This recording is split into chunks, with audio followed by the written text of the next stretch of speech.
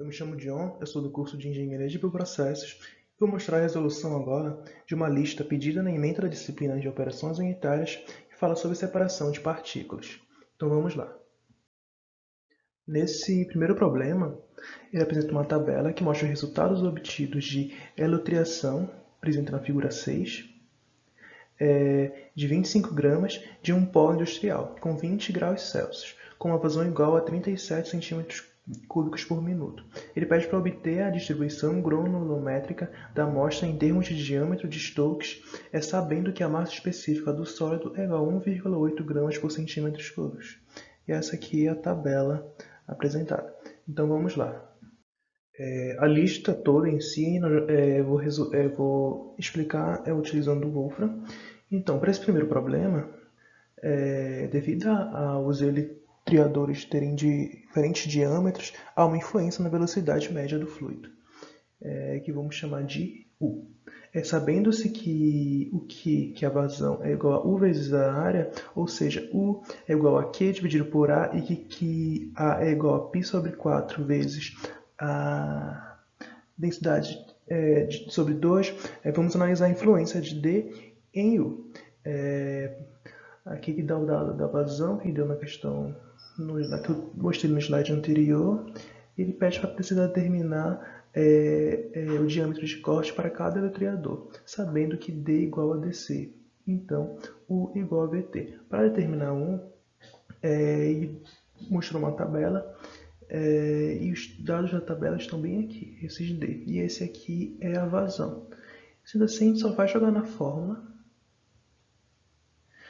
A gente joga na fórmula para cada um, faz uma igualdade, usa o comando table from e a gente consegue encontrar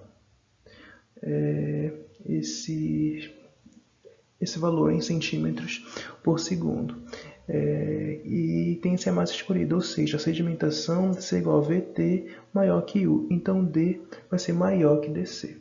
Para determinar o parâmetro de corte, a gente vai utilizar o VT e a gente busca achar D. Como não sabemos o regime de sedimentação, vamos utilizar o coelho de Massary, que é para descobrir, estudado por essa fórmula aqui. E depois o REP. Vamos fazer isso para cada uma das partículas. Então essa é a equação, e ele usa essa equação em todas as partículas, demonstradas no slide anterior, onde tinha aquela tabela. Então, de novo, como falei anteriormente, aí para a gente calcular o K1 e K2, a gente precisa desses dados de densidade. Então, a gente só faz jogar na fórmula do K1 mostrado anteriormente, da fórmula do K2, que também demonstrei anteriormente, chega nesses valores. Aí, como falei anteriormente, para a gente poder achar o valor de RP1, o REP. E aí a gente faz uma igualdade, faz isso para todas as partículas, e tem um dado, utilizando o table from, os dados mostrados na tabela, nessa tabela bem aqui. Enfim, como a gente está buscando diâmetro, a partir da definição REP, a gente tem que utilizar essas equações.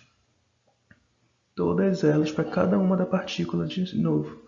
Então a gente faz o dissolve para cada uma delas.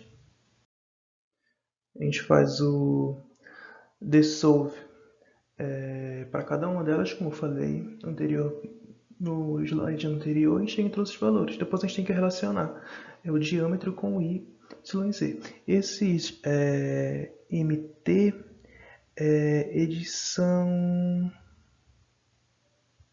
a massa recolhida. É isso, a massa recolhida. Então isso faz utilizando a fórmula, de novo, relacionando Z1, Z2, Z3 e Z4 e chega nesses valores, sendo que a gente sabe que Y é igual a 1 menos Z. Então, só fazendo essa subtração, a gente chega nesse resultado bem aqui.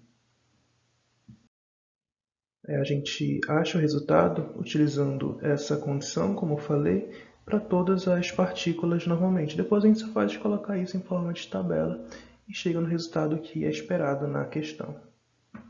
Já nessa outra questão, apresenta os resultados obtidos na eletrização da figura 6 de 5,03 gramas de partículas esféricas de um catalisador FFC recolhidos no fundo de um conjunto de peneiras, com água a 30 graus e a vazão de 20 cm3 por minuto. Ele pede para obter a distribuição granulométrica, que nem no problema anterior, da amostra em termos de diâmetro de Stokes. A partir dos resultados, obtém o diâmetro médio de Salter, que foi bastante demonstrado na lista 5, sobre caracterização de partículas. Esse aqui é o resultado que a gente vai tentar chegar e já dá o valor feito.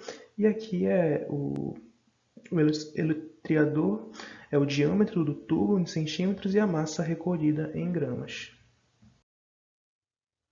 Bem, ele pede para nós calcularmos a distribuição granulométrica, como eu falei, e calcular o diâmetro de Salter. Ele dá o diâmetro e a massa recolhida de cada um. Nesse slide, basicamente, já está salvando os valores que a gente vai utilizar para fazer os cálculos. Então, no próximo slide, eu vou realmente mostrar o cálculo em si. Bom, vamos iniciar fazendo o cálculo da velocidade, que vai ser calculada utilizando a relação da vazão, onde a gente pode isolar ela e a gente só vai jogar no N para conseguir os resultados. A gente bate o resultado para todos os pontos que foram mostrados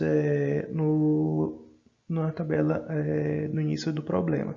E aí a gente usa essa velocidade, esses valores de velocidade que a gente encontrou para calcular o coeficiente de Reynolds para cada um deles, onde a gente vai utilizar essa fórmula para dar início nos cálculos.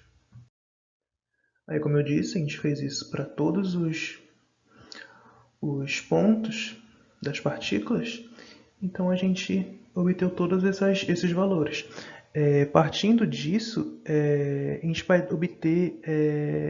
pegar esses valores para acharmos e utilizarmos ele para encontrar o número de Reynolds de cada um deles. Então, para a gente usar o número de Reynolds, a gente aplicou essa fórmula aqui e fez de novo para cada um deles, calculando RR, RE2 e RE3. E a gente também achou esse valor para RE4.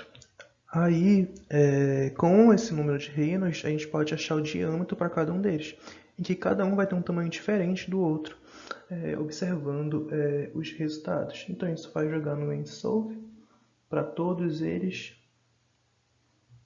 e a gente consegue encontrar o diâmetro de cada um.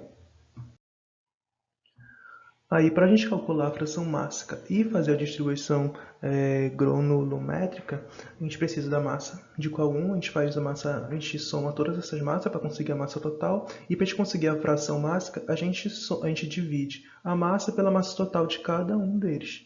Então, a gente faz uma tabelinha de dados para a gente poder plotar, já que a gente já conhece o diâmetro, então não precisa a gente calcular os diâmetros como foi feito nos exemplos da atividade 5.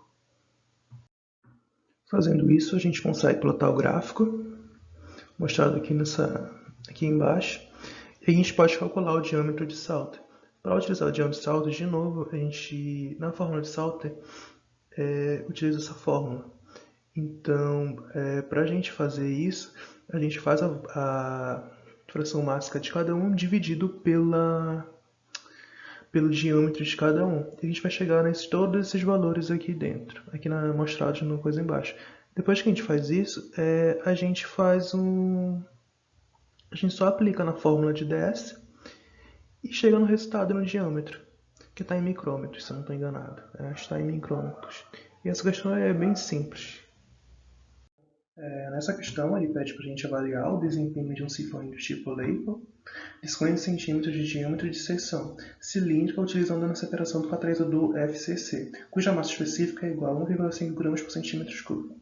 A faixa particulada de concentração volumétrica é igual a 0,005 metros cúbicos dividido por metros cúbicos e está presente numa corrente de ar, em qual alimenta o ciclone com uma vazão de 15 metros cúbicos por minuto. Sabendo que a propriedade do ar são massa específica igual a 1,091 kg por metros cúbicos, a viscosidade cinemática de 1,75 metros quadrados por segundo, assim como a distribuição granulométrica, admitindo-se que obedece ao modelo esse modelo aqui, e é obtida em um conjunto de eletriadores com base no diâmetro de Stokes, tabelado presente na tabela 5. Então, ele pede os parâmetros MD relativos ao modelo, a eficiência global de separação e a queda de pressão. E esses aqui são os dados que dá para a resolução.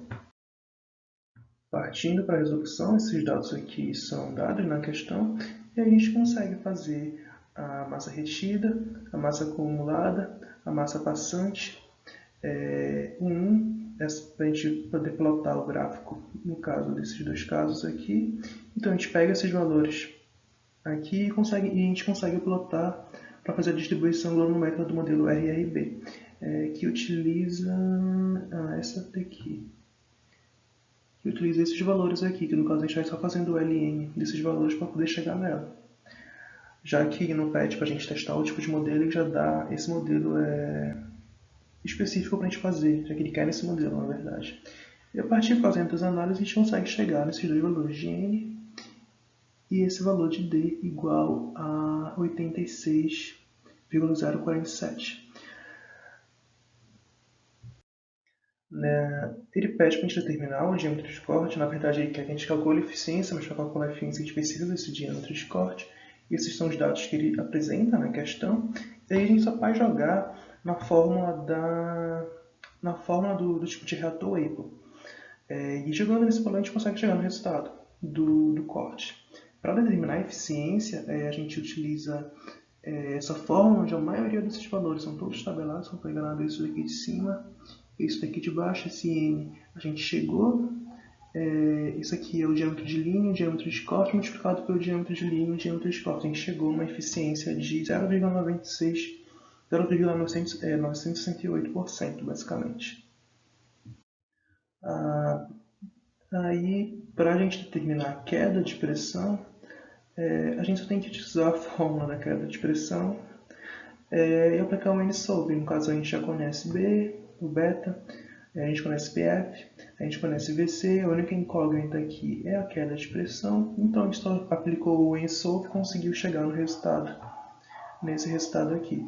Aqui, para a gente ter uma eficiência um pouco melhor, a gente utilizou essa fórmula aqui e a gente chegou no eficiência um pouco mais alta que aquela. Só estou enganado no slide anterior, acho que foi 96, aqui está chegando em 97.